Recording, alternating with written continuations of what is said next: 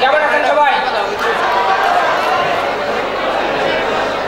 সেদিন আমার ফ্রেন্ড সোহাগ তো আমাদের বাসা গেছে রাজশাহীতে, যাওয়ার পর বলতেছে এখানকার কি বিখ্যাত। তো আমি বললাম আম, নিবি নাকি দে। তারপরে নাটোরে আসার পর এখানে কি বিখ্যাত, বললাম কাঁচাগোল্লা, নিবি নাকি দে। তারপরে বগুড়ায় গেলাম, ওখানে বলতেছে কি বিখ্যাত, তাই বললাম দই, নিবি নাকি দে। তারপরে খুলনায় গেলাম, এখানে বললাম কি বিখ্যাত, বললাম বাস, নিবি নাকি, তখন না অনেক তো দিলি।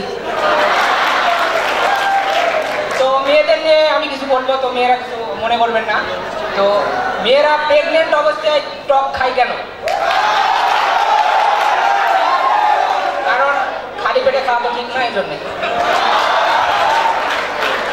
তো আপনারা জানেন যে সাধারণত স্ত্রী মশারায় রক্ত খায়, বলতে পারেন এরা কিছুটা মেয়েদের দলে হয়ে কাজ করে। তো এমন সময় এক মশা এক মহিলার গায়ে এসে পড়লো, বললো এই যে মশাই, আপনি তো খুব বললেন, এখন তো মশা তো আমার গায়ে পড়ছে।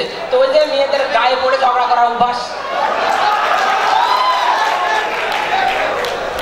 তো মেয়েরা নাকি চুপ থাকতে পারে না, তো এটা তারা বিশ্বাসও করে না। তো তারা একটা পরীক্ষা করবে, 1 মিনিট নিরাপত্তা পালন করবে।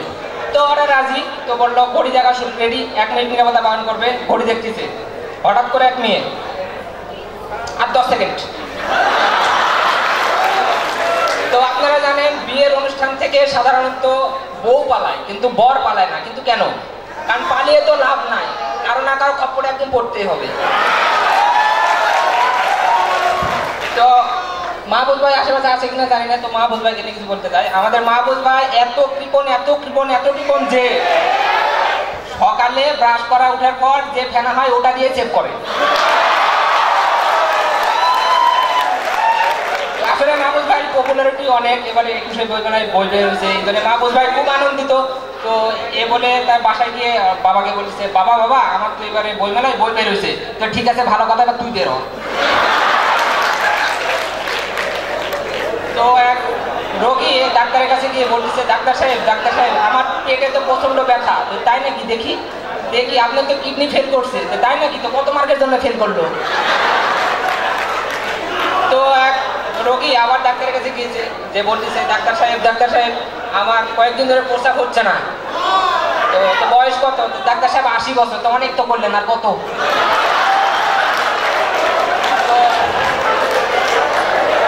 সেদিন এক লোক আমাকে গিয়ে বলতেছে, জানেন আমি তো বিন্দু বিন্দু করে সাগর তৈরি করছি। তো ভালো কথা, আপনাকে কেন সাগরের বাবা?